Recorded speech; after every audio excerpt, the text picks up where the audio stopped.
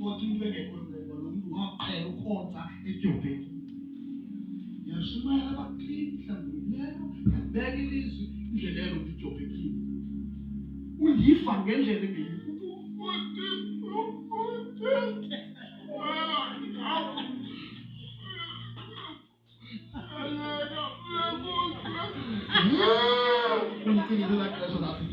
Nasifela thina ngabantu. Inazo izilo zethu ba. Uyazithuka kwakama.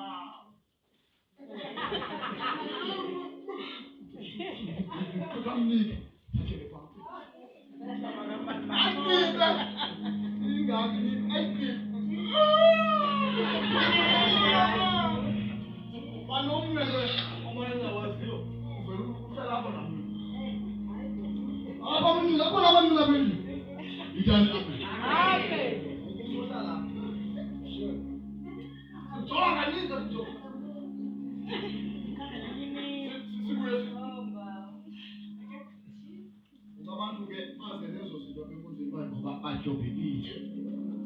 Lowo ojobhekileyo yonke ijobhekile. Uthi umenze into enhle yena kubona umenze umuntu ombi. Because ujobhekile. Uthi usithi masenze uxolo athi indlela uthi hayi manje azocula wena namhlanje ucule ne?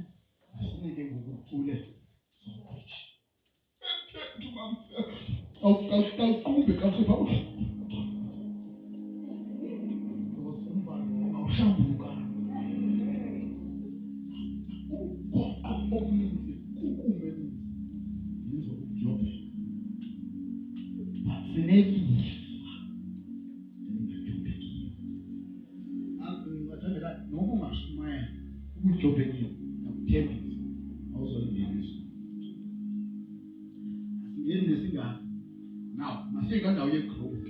Now cool. Now you are perfect here. But no cool in your mind. Izinto ezidownloadeka kuwe ibe zizinto zophilo phakathi. Ungadownloadelwa izinto inyama okanye izwe. Now, yabona ifoni nani so. You have to feed yourself. Ilizwi likaThixo xa uzifida ngalo yangena yothi umuntu ikuchukumise your emotions, your better your will, ungakwazi uyenza into angayifuni uThixo. Ihambe yokuchukumisa your flesh, your body, ibe intempile, ibe indawo yokuhlala ahlale kakuhle uThixo kuwe. Zehla uThixo akahlali kulenzekhiwe ngezandla. Siza noThixo thina from emakhaya. Sisasithwele umoya ongcwele. Abahlala awuthi bemninzi. Xa uthi bemninzi efana, ithi lo umninzi ebantwini abasefana. Not kwezidonga zabo. So you ulidla izwi ngendlela right. Xa sithi xolela xole luzolima. Xa sithi sumbamba isigqubu sohlala kwimvutho yomfati. Yenza lokho ngokukhawuleza. Engafiki umgwebo omkhulu. Ozothatha phosele abaninzi. Uzocenga ngalamini ndiyakuthembisa. Uzocenga ngalamini. Ucela inyani uzocenga. Kukho ke kuthiwa ke ilungisa kungenkankulu ukuba makasindiswe. Ilungisa lo muntu olungileyo akungekanga ukuba makasindiswe. Ibuza kobeka phi lo umuntu onesipha akusekho lexoxwayo. Ingafani ixoxwa iphase yelungisa. Kodwa umuntu osesonweni osenzayo isono iBhayibheli ithi unomlomo ungokamtyholi.